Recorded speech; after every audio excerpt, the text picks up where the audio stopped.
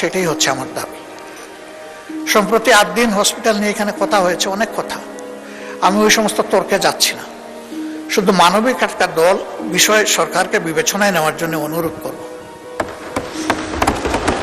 এই মেডিকেল কলেজটা, হাসপাতালটা একটা মেডিকেল কলেজের হাসপাতাল। এটার সাথে প্রায় 750 স্টুডেন্টের, মেডিকেল স্টুডেন্টের সম্পর্ক এবং প্রায় সমপরিমাণ নার্সের সম্পর্ক। এরা বই পড়ে ডাক্তার হতে পারবে না এবং কেবল বই পড়ে নার্সও হতে পারবে না। এদের রুগী লাগবে, হাসপাতাল লাগবে। তাদের কোনো বিকল্প অ্যারেঞ্জমেন্ট না করে এই হাসপাতাল যদি বন্ধ রাখা হয়, তাহলে এই ছাত্র ছাত্রীদের ক্যারিয়ারের দায়িত্ব কে নেবে?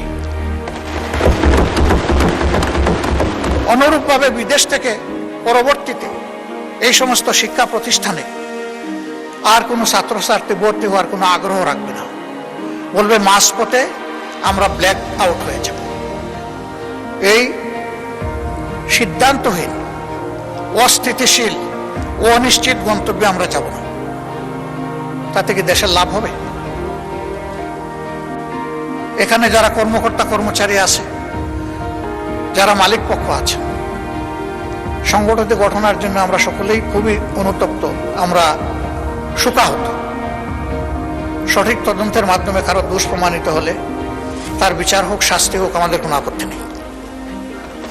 কিন্তু প্রতিষ্ঠানের প্রয়োজনীয় সংস্কার যেটা দরকার, সময় বেঁধে দিয়ে সেটা করে এই হসপিটাল অতি সত্বর খুলে না দিলে এই সমস্ত জিনিস হুমকিতে পড়বে। এটা ঠিক, হয়তোবা তাদের কোনো দুর্বলতার কারণে এই ঘটনা ঘটেছে, কিন্তু এটাও ঠিক যে এখান থেকে লক্ষ লক্ষ মানুষ সেবা পেয়েছে এবং তারা এমন কিছু সেবার রেভিনিউ এখানে দিতে পেরেছে। আমিও একটা প্রাইভেট প্রতিষ্ঠানের সাথে জড়িত, আমি বলছি আমি ওইটা দিতে পারিনি, এর ধারে কাছেও আমি দিতে পারিনি। তাদের ভালোকেও অ্যাপ্রিসিয়েশন দেওয়া হোক, আর তাদের কোনো অপরাধ থাকলে সেটাকেও বিবেচনায় নেওয়া হোক, কিন্তু আমাদের পদক্ষেপটা হোক মানবিক এবং যৌক্তিক।